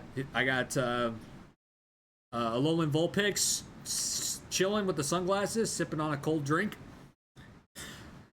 I got Poké, my Annihilate emote, which is basically just Annihilate punching the ground right in front of it, just being all pissed. I got a blushing Umbreon emote because, who doesn't like a blushing Umbreon? I got Flex for Urshifu single strike. And my last one, Baby Demon biting onto a heart. Little Galarian Season biting onto a heart. Those are very cool emotes. Very, very cool. Like, I like the designs. Video game shade is great art. Yeah. I've seen a lot of her emotes. Yeah. Same with and definitely the ones. Sorry, go ahead. Yeah. Same thing with Chris Killen. She does an amazing job too. Yeah, those emotes though, like I like the good. Like all of them are great.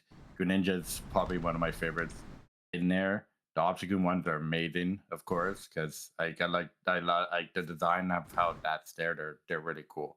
Yeah. So yeah, like out of all of yours, I do like the ones that are being after Charmander. Even though it's dead, I still like the Dragonite one. I think it's really funny.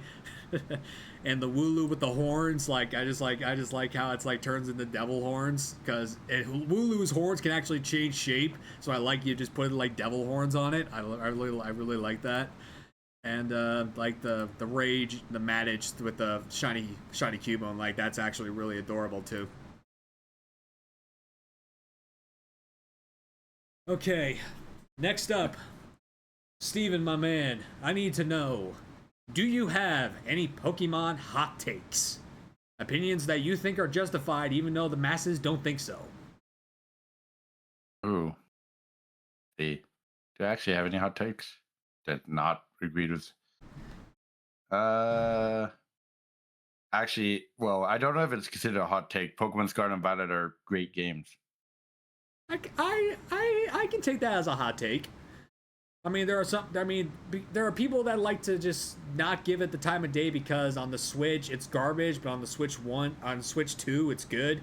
So I can understand why people just give a lot of hate to Scarlet and Violet. But yeah, I guess I could take that as a hot take. Yeah, I was about to say because Scarlet and Violet for me, even with the issues, because I did, of course, play it on the Switch one when it came out. I still think the story was really good. The first real overworld wandering of Pokemon, yes, Sword and Shield had it, but it wasn't to the point where you could actually see shinies. You can explore wherever you want to explore. Yes, there is limitations and stuff like that, but I found it a very, very solid story. I found the world interesting. Of course, it was lacking some stuff here and there, but I generally had a great time with Scarlet and Violet, and I generally liked the DLCs besides the the the new mythical because that story was kind of weird and disturbing. The Mochi Mochi. Oh, Pecharunt. Yeah, that with the that with the stupid chicken dancing and whatnot. Like, why the chicken dance? So that one was weird to me, but other than that, I found that very solid. 'Cause there's no really other hot takes I would have from Pokemon, in my opinion. Yeah, I actually when I first played through Scarlet and Violet, it was during my like birthday celebration. But I was also at the same time when we got to the Marvin side of things and we found out about why he was doing the Herba collecting. It almost brought me to tears because during that time, my cat Dominic, who isn't with us anymore, he was going through a lot of serious health problems. So the fact that I was playing a Pokemon game where there's a sick puppy a sick dog needing help, it almost brought me to tears because it just reminded me of how Dom was sick and trying to get him back into shape. But yeah, still overall, I think I would agree with you that Scarlet and Violet are pretty good games despite all the technical bullcrap.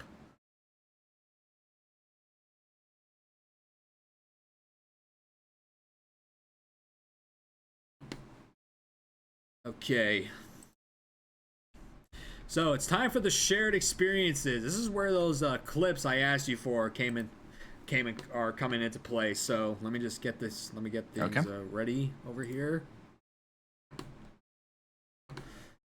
Okay. This will look weird for a minute, people. So you already mentioned about this. So is it headphone users beware, or can we play it at full volume? Ooh, I don't remember. how loud I was. This is a good one though. Well, we're about to find out.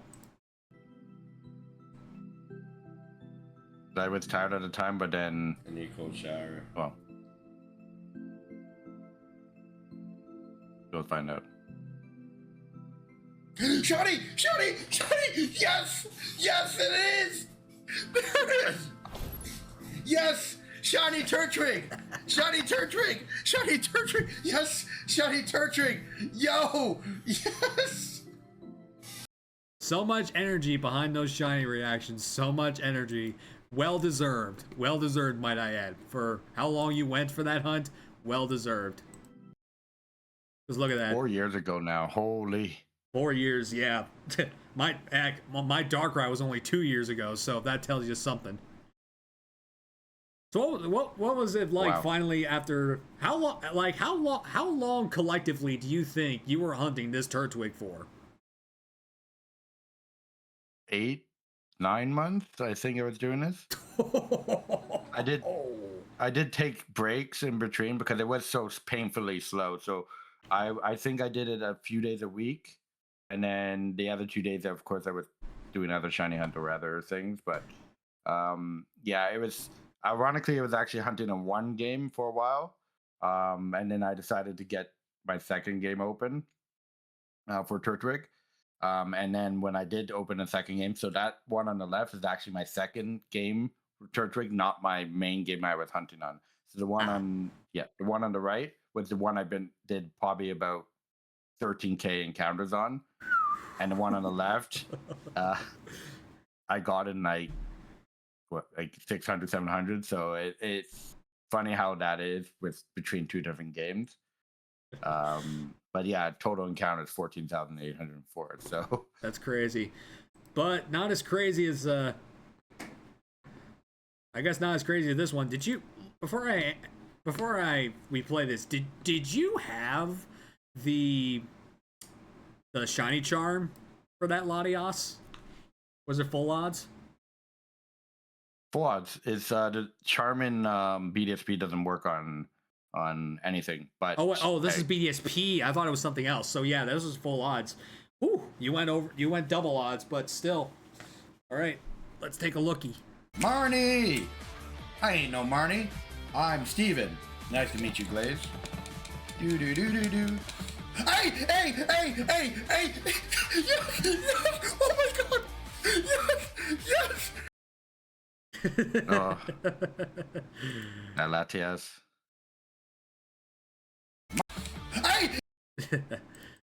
Like I did the same thing with like Darkrai, where I had to I accidentally closed out the game and then I put it back on. Like, hey, kudos. Oh, that was a good one. Latias with pain. Like the BDSP respets were, oof. So. I clicked on a good moment on your face.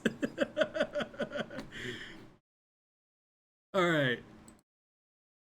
Was this the shiny you were talking about earlier, or was? That I failed? Yes. Oh, okay. We gotta see this.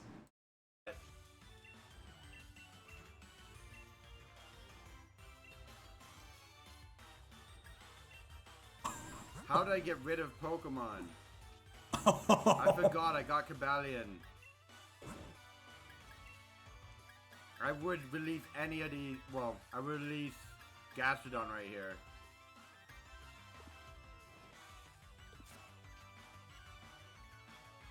Are you kidding? Oh my god. You filled 32 boxes full of Pokemon and you couldn't catch this thing. Okay, this may be the most unique clip that has been ever featured on pokeNERDS Inc. because I have never ever seen this happen. So it's a shame that it did, but this is a history maker, folks. Not the good kind either. That was insane. I couldn't at the time I didn't even think about it because I don't really when you play Pokemon and you do a lot of things, a lot of hunts, you don't want to clean your boxes. So I didn't even think about it because I thought, oh, I have a lot of space. But then when it said box is full, I was like, oh my goodness, can I release a Pokemon for my party? Like, is there a way to actually? Because yeah, this is 1365 odds, but still, it's like it's not like these days where shinies are like instantaneous. It takes time, right? So it's like I don't want to do this again. But Mike, now I've learned, and here's a question: Did you redeem yourself with this, or was it never reclaimed? oh, I redeemed myself. It was probably 3,000 or 4,000 encounters later, but I did redeem myself. Okay, good. All right, so let's go to my clips.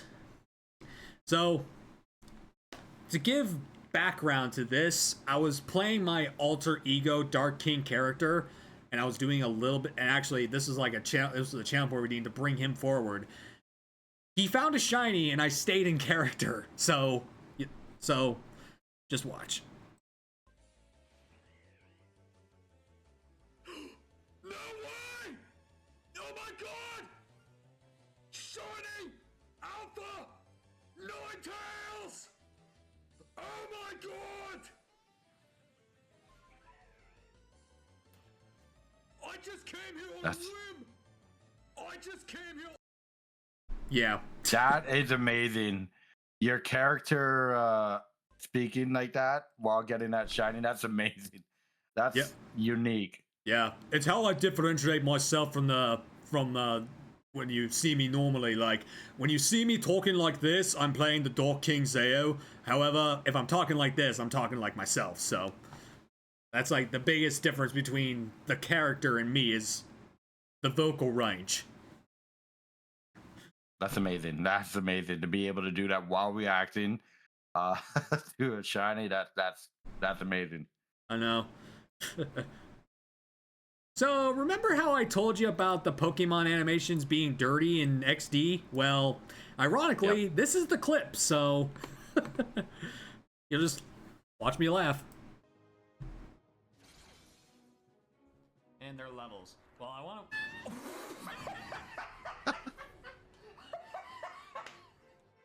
What the fuck was that? What the fuck was that with the electrode? Did you guys see that?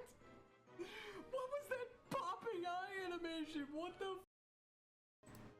Oh, that's so good. Can you actually get into the frame perfect?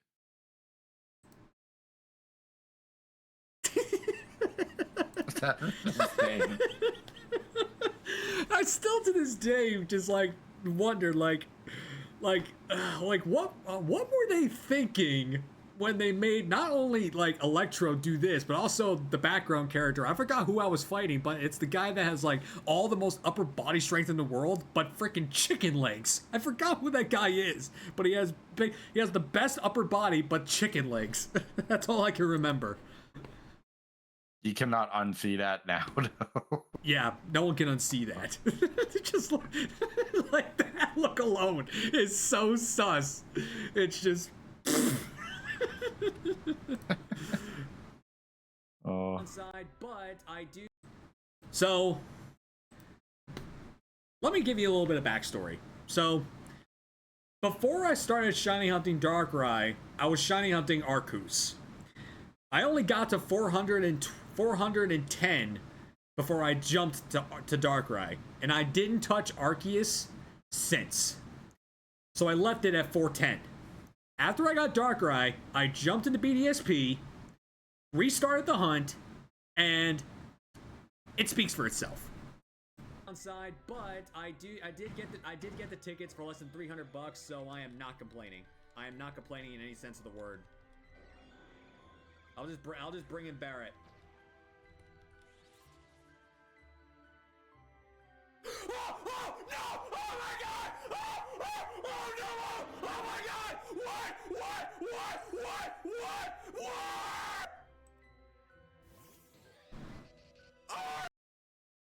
So yeah. That is amazing. That is amazing. Fun fact, that shiny Arceus, appeared in the same file I found Darkrai. So I got payback. I got redemption because the shiny gods took mercy on me, and this was only 6 resets into the whole stream. So so technically it was 416, but I was double hunting it, so it was 422. But still, the fact that I got freaking Arceus literally the week after I find Darkrai, absolutely mind-boggling. That's amazing. That is a great clip. Thanks. So you talked a little bit about going to Worlds last year. So was that the first Worlds you ever attended? It was the first world I've ever attended. Give us some back. Give us your experience. Like, tell us how that went for you. So, of course, I arrived there on Thursday, Friday night. Worlds for me was amazing. I got there bright and early to enter with everyone, so everyone doing the high fives and stuff when entering the Worlds. Going around that actual stadium was a lot of fun. The convention center was really cool.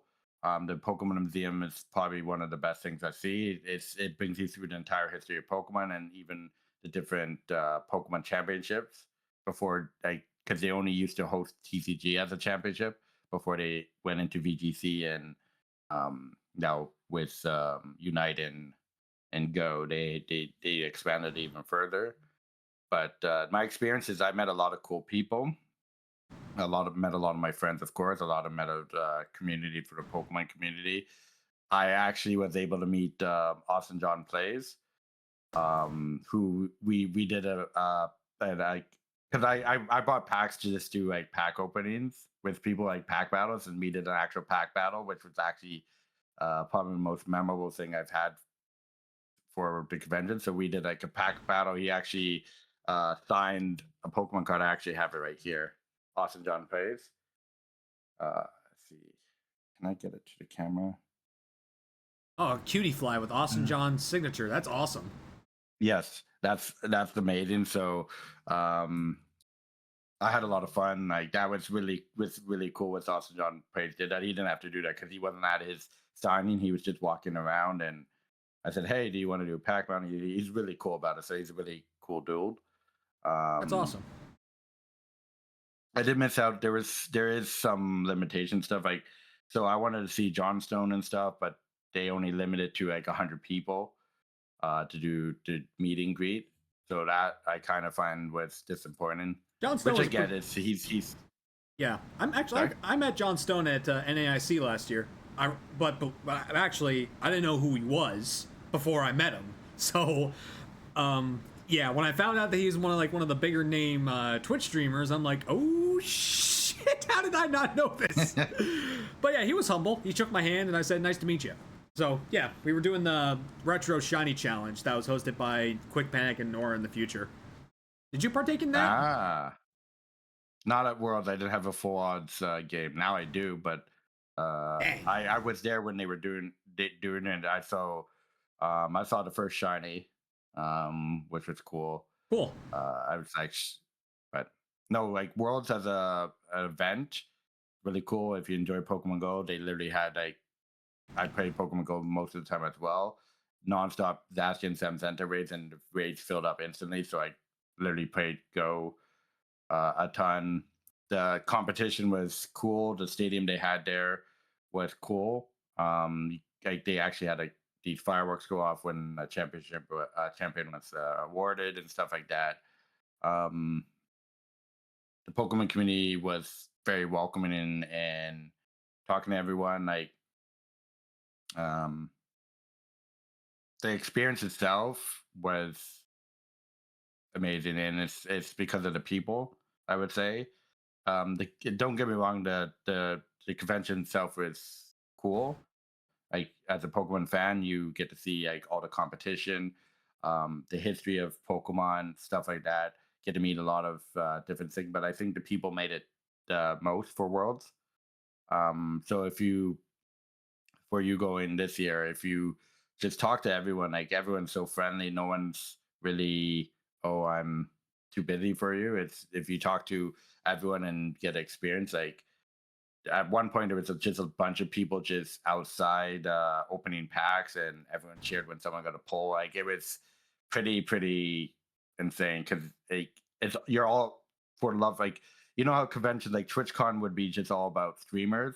This is all about Pokemon. So everyone loves Pokemon, and everyone around her is about Pokemon. So when there's an actual Pokemon thing going on, it's um,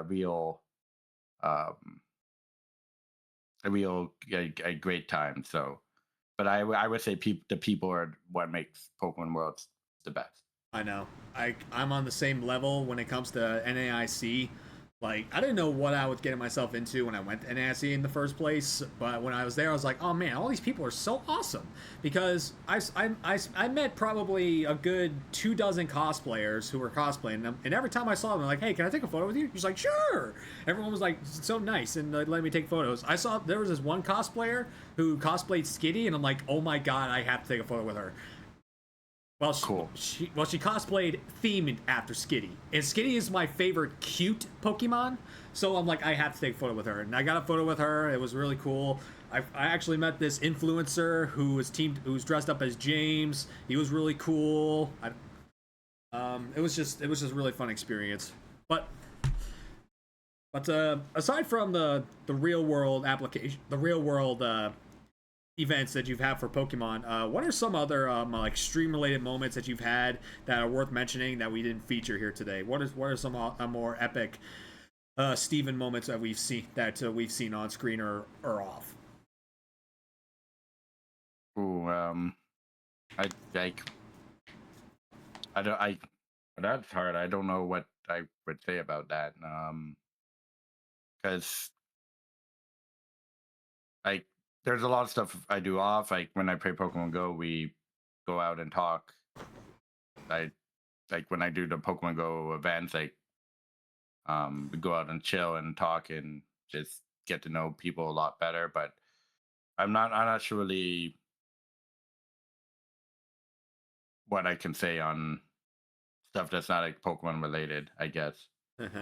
Well, what are some other like on-screen moments that you've had that we didn't showcase here today? Some more war stories that you've had shiny hunting that deserve a little bit of attention.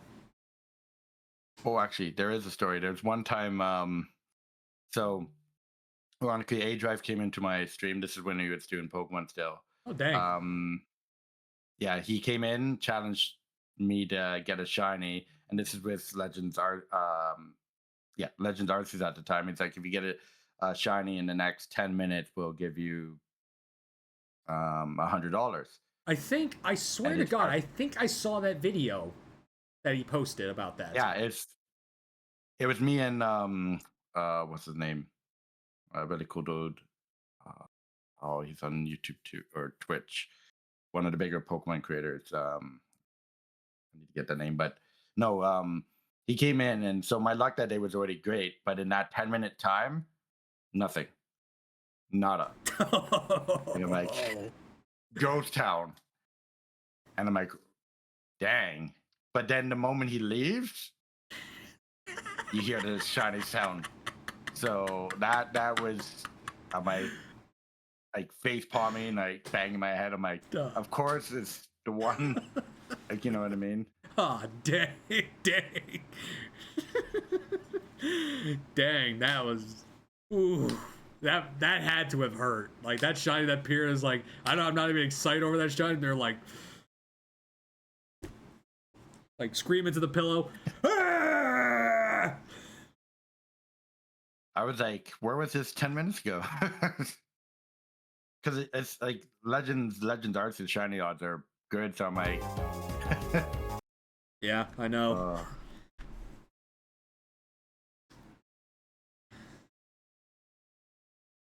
But with that, there's my longest hunt ever.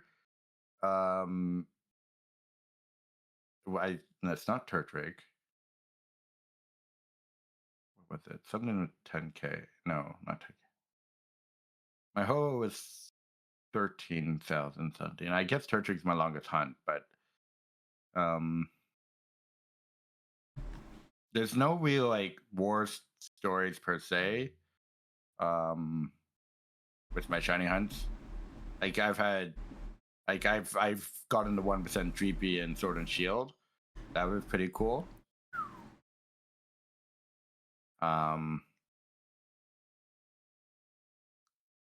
But like I don't know what else to say about sports because there's so many different hunts I've done over time. Like I they're know. all merged together. I know there's plenty So. more hunts I could probably think of when it comes to like my war stories when it comes to shiny hunting. Like I remember in my early days, as of right now, I'm a notorious Masuda hunter to the point where I proclaim myself the Masuda King of Sword and Shield. But back in my early days, I was Masuda hunting a Honedge, and I could not for the life of me get that stupid blood sword. I hatched probably well over 1,200, 1,500 eggs, no blood sword. Then, Gosh. yeah, then as time goes on, I find a random shiny Dewblade in DAs. So I'm like, yeah, I finally got my blood sword. But I never actually obtained shiny Honedge in Masuda. So I'm thinking that I need to like go back and redeem myself because that sword caused me so much grief. I think it's time for me to go back and do it again. So yeah, a little spoiler for what's going to happen in the future. Expect whenever I clear my next Masuda target, that's going to be my current Masuda target. That's going to be my next one, shiny Honedge. I can't wait. Yeah. Bloodsword's great. All right. So the second to last topic we usually talk about is Pokemon news. But in all honesty, the most recent Pokemon news we can really think of is how the lotto system for Pokemon Worlds has really, I'd say, lost like how can I phrase this? The lottery system hasn't worked as good this year as it did last year. So, I mean, I got very lucky. Very lucky. I was able to get the 3-day pass. So, what are your thoughts on the whole lottery system when it comes to Pokemon Worlds? Because if you're going to NAIC or a regionals, they don't have like that lotto system or like limitations to how many people can attend. But it's Pokemon Worlds, the biggest one of the year. It's like they have this like lotto and set number of tickets they can give out. Like why do they do that? What are your thoughts on it? Well, my thoughts, as you already said, like the lotto system this year is just off. It feels weird because it doesn't like usually like after the closing date of the interest list, they've gone through everyone in like a 3 or 4 day period. But the slow ball in releasing is making for example, just from a cost standpoint, um, most people can't book flights or stuff until they know, unless they're planning to go to San Fran in general. But like, Yes. and with this current climate where gas prices are exponentially increasing, um, it makes it hard for people who financially can't plan to do it if you have to wait until last minute to plan properly. Like people don't really go on vacation on a whim, Yeah. right? And so for a championship, that's one aspect of it, and then the next aspect of it is um, the lotto system seems like it's kind of broken. So like some people who've actually gotten selected weren't able to buy a pass because they said it was sold out, which is kind of weird if you're Yeah, I saw giving that. them I saw that and I'm like, are you kidding me? How is this even possible? So that's the thing, and they know how big this is, and ironically, they should do it somewhere where they can host a lot of people, right? Yeah. Um, but it's kind of weird this year with how they're doing it. I think um, they could do definitely better. Like, yes, I don't. The reason why I think they do a lot of systems because of the whole, if you know the TCG stuff, that with the whole scalpers and stuff, they don't bot buying all the tickets. Uh-huh. Probably why they do that. Maybe, yeah. That could be a possibility, yeah. Like when I was at NAIC, the scalpers were there and they bought out like all like the card stock that was in like the Pokemon Center. They just bought it all and they let them do it because they just let them do it. I don't know why. Yep. They knew who they were. They did the same thing at Worlds. So for the Pokemon Center, I wanted to get some stuff. A lot of people did. We got an afternoon time on the first day. Everything was sold out. And the scalpers who bought them were selling it at the hotel, literally. So at the Anaheim Convention Center, there's like a hotel right in front of the convention center. Yeah. They were selling all that stuff there, marked up. Yep. And Sounds about right. they didn't do anything about it. So it's interesting to say the least. I just hope they learn their lesson, specifically at this World or this NAIC, because this is going to be the 30th anniversary World. This is going to be the 30th anniversary NAIC. They better limit how much cards they can buy, because if they don't, then no one's going to get a chance to buy them. Because I already slated my slot for early afternoon on the first day of the convention. If I see that all the cards are gone, I'm like, yep, they didn't put a limit on them. Like, they should do what freaking most retail stores do, and they put a limit on how much they can buy. But apparently that's also not a thing anymore, so it's like how do you stop scalpers? You can't. It's almost impossible to stop them unless you put like die-hard limitations on purchasing, but they don't do it. So it's like, why? Why not? Why not let people do? Why not just? I don't know. I genuinely just don't. Well, scalpers can be stopped if the rarity of cards pulled was not as rare. So, for example, just say it was like a Charizard in a set. If it's very common to pull that super rare Charizard, that would devalue the cards and people won't collect the set, which means there'll be more available. But since there's cards that are worth a ton because they're super rare to pull, then they buy everything to sell it. I see. Because they mass print cards. I was actually watching. They printed like 46 billion cards or something last year, which is insane to think about. That's a lot of paper. Yeah. And yeah. We could have a whole thing on the scalping in Pokemon. Yeah, we could go on and on about it, but there's one thing that there's also the one thing that's been advertised for this event that we honestly have gotten like no info regarding, and that's Pokemon XP. Like, what do you think this is going to be? It's aside from the traditional Worlds experience, like they've given us like no info about it whatsoever, and we're supposed to take their word for it. It's supposed to mean something. Like, what is it going to be? What do you think? I think they're gonna have different experiences for each leg of their event. So they're gonna have some super cool Pokemon Go event. I'm assuming they'll have a cool TCG, whatever they're gonna do. I don't know what they're gonna do with TCG. It might be the Pocket TCG. There might be like a limited Pocket TCG event there. Unite, they'll probably give some free characters or something. I think they'll probably tie everything together into the experience, and then of course they'll have like their mascots and stuff around. But it's hard to say what they'll actually do because it is the first of their kind. They have the money to do like almost anything. So, like, my thinking is it's going to be similar to the regular Worlds, but just added bonuses for events where they can. So, like, Pokemon Go definitely will probably have something huge at Worlds.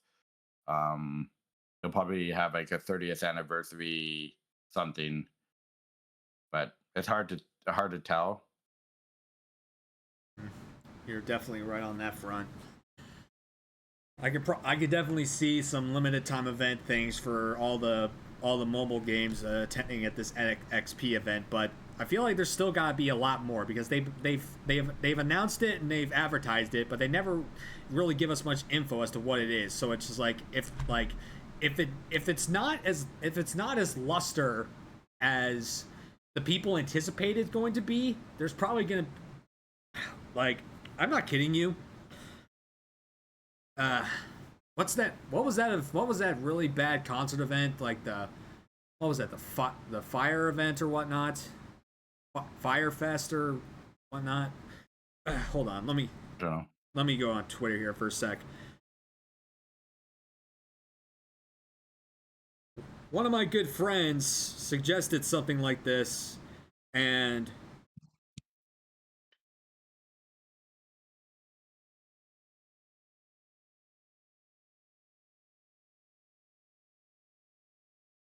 let's see, where is it?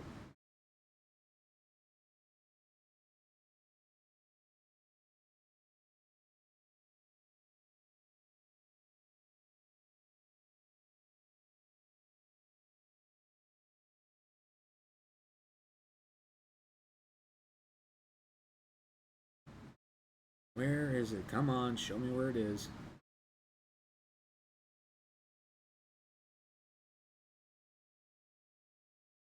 Oh, Firefest.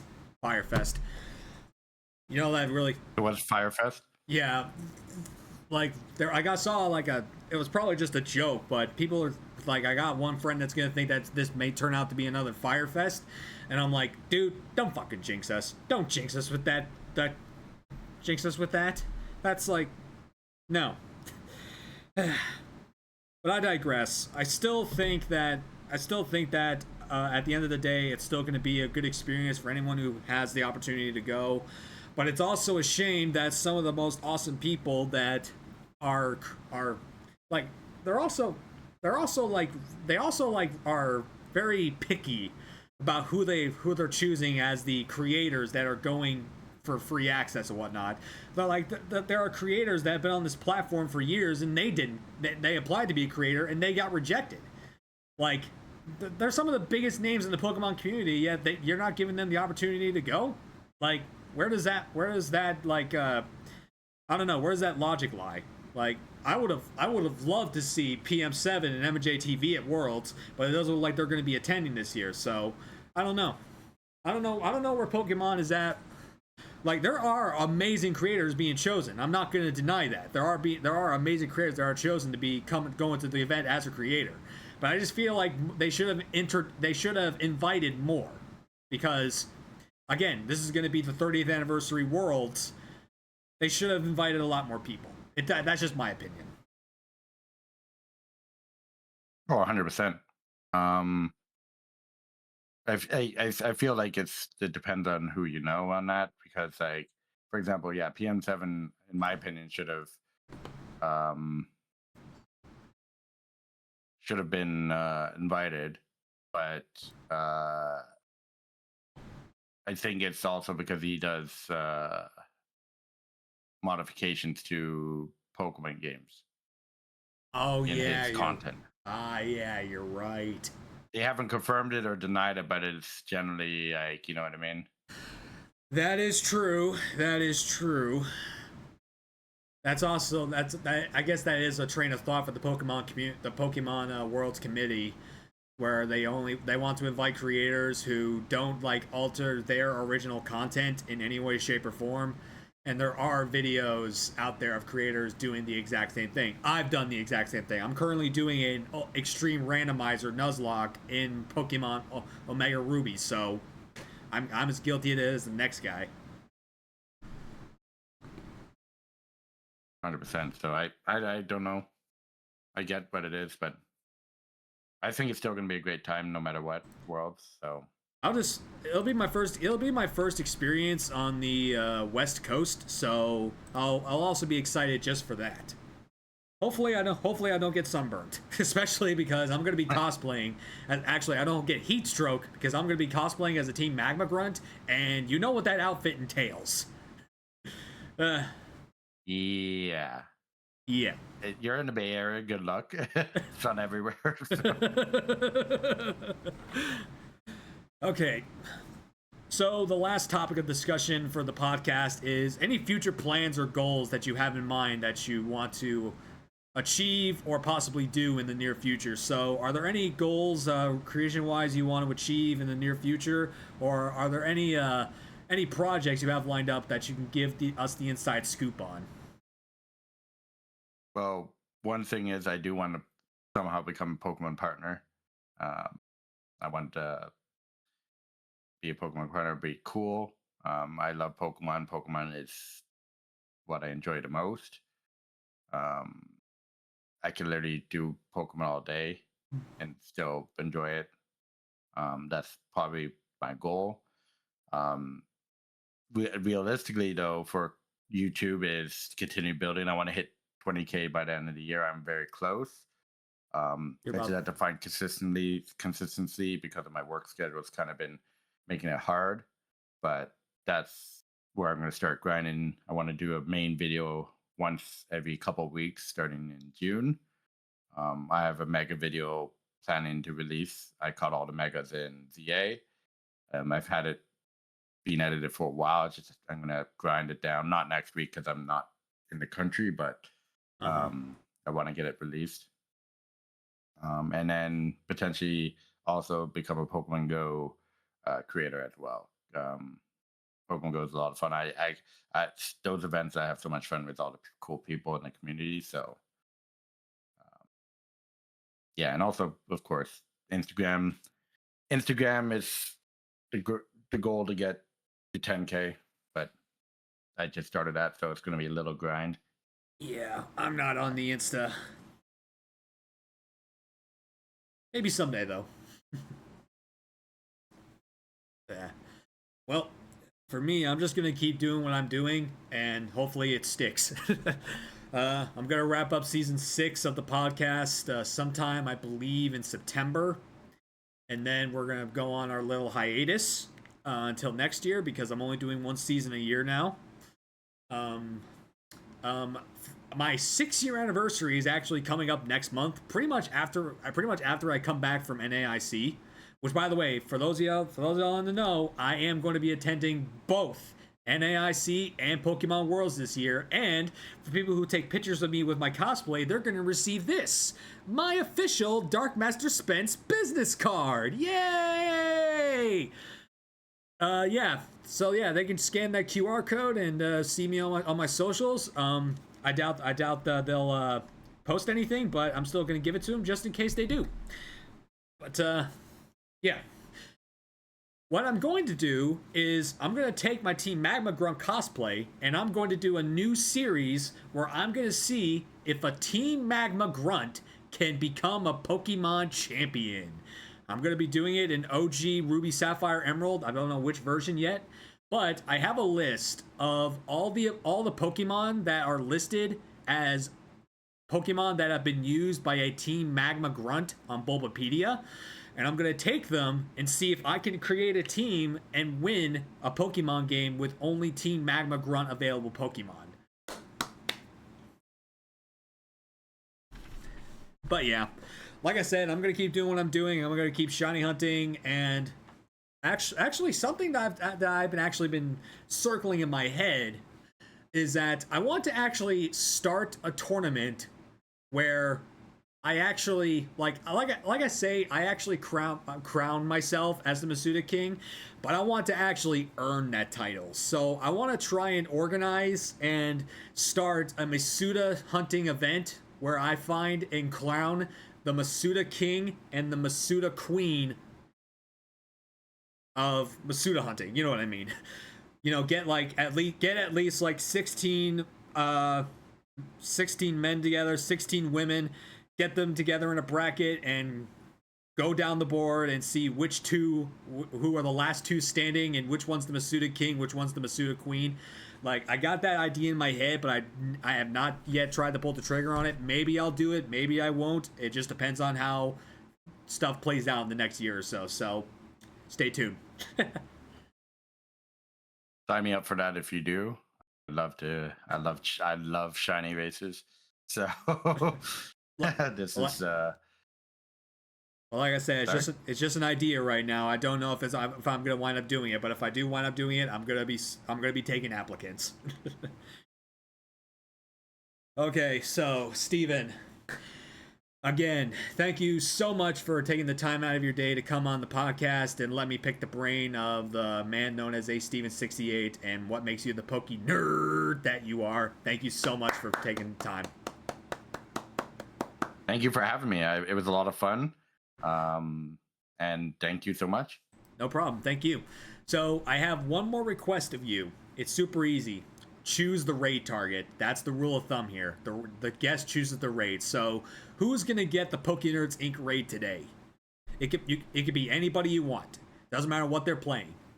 Just someone who deserves a little bit of raid love. Typhlosion Tycoon. Typhlosion Tycoon. 17 believer. Yeah, we'll raid into him. We can raid into him. Okay, let me get it set up over here.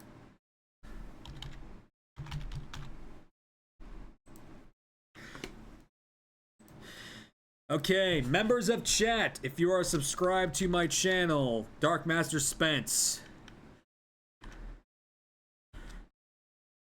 Nope, not that one. Jeez. You can use this raid command. You can copy and paste this raid message. If you are not subscribed to my channel, you can use this raid message.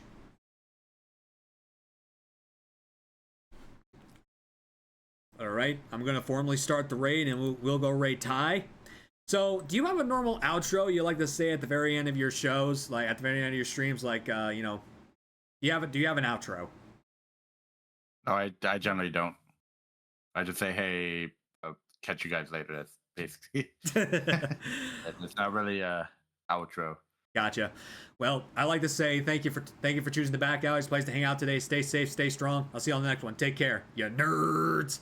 But in honor of the true Turbo, I like to remind everybody to stay safe, stay rockin', stay true to yourself. pokeNERDS Inc. will go on a 3-week hiatus until I come back from NAIC. So the next podcast is scheduled for June 20th, so stay tuned for that. But from all of us here at pokeNERDS Inc., thank you for tuning into the show today. We'll see you on the next one. So, till then, bye-bye!